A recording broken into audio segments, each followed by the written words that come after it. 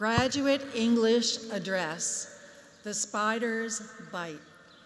Candidate for the degree of Doctor of Philosophy, Jiang.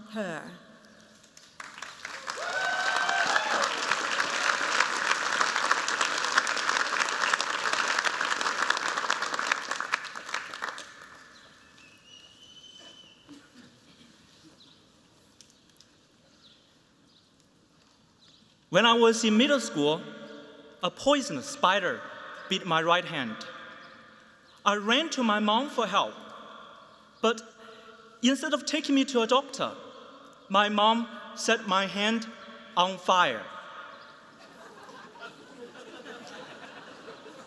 After wrapping my hand with several layers of cotton, then soaking it in wine, she put a chopstick into my mouth and ignited the cotton.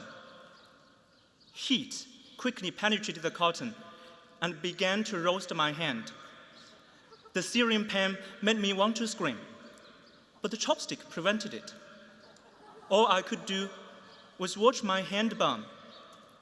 1 minute, then 2 minutes, until my mom put out the fire. You see, the part of China I grew up in was a rural village, and at that time, pre-industrial.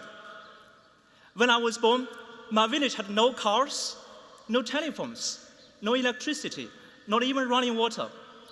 And we certainly didn't have access to modern medical resources. There was no doctor my mom could bring me to see about the spider bite.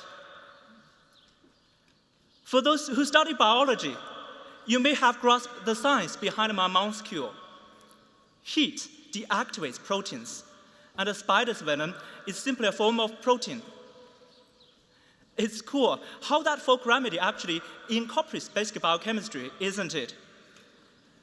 But I'm a PhD student in biochemistry at Harvard.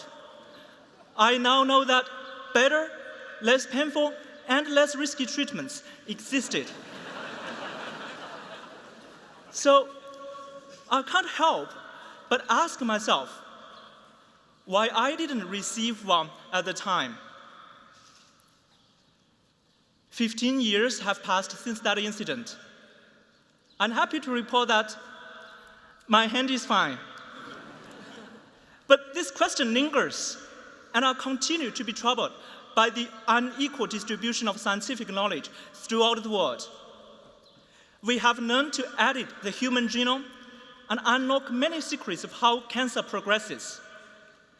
We can manipulate neuronal activity, literally with the switch of a light.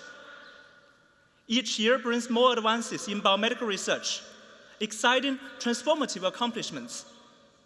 Yet, despite the knowledge we have amassed, we haven't been so successful in deploying it to where it's needed most. According to the World Bank, 12% of the world population lives on less than $2 a day.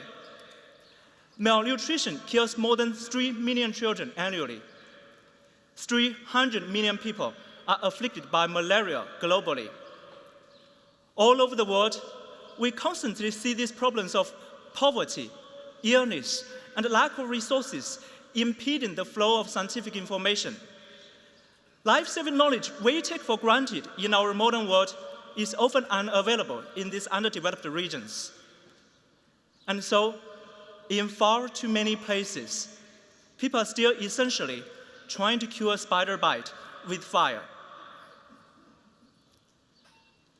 While studying at Harvard, I saw how scientific knowledge can help others in simple yet profound ways.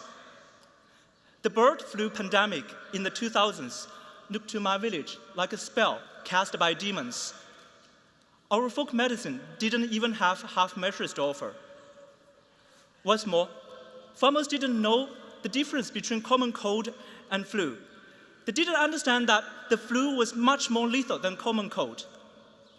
Most were also unaware that the virus could transmit across different animal species.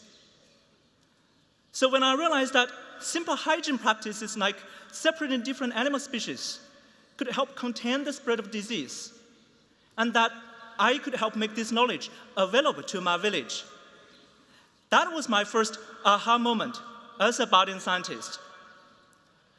But it was more than that. It was also a vital inflection point of my own ethical development, my own self-understanding as a member of the global community. Harvard dares us to dream big, to aspire to change the world. Here on this commencement day, we are probably thinking of the grand destinations and big adventures that await us. As for me, I'm also thinking of the farmers in my village. My experience here reminds me how important it is for researchers to communicate our knowledge to those who need it. Because by using the science we already have, we could probably bring my village and thousands like it into the world you and I take for granted every day. And that's an impact every one of us can make.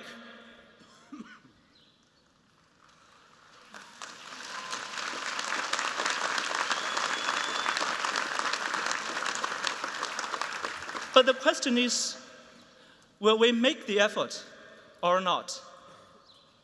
More than ever before, our society emphasizes science and innovation, but an equally important emphasis should be on distributing the knowledge we have to those who need it.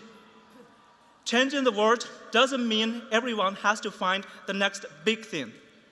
It can be as simple as becoming better communicators and finding more creative ways to pass on the knowledge we have to people like my mom and the farmers in the local community.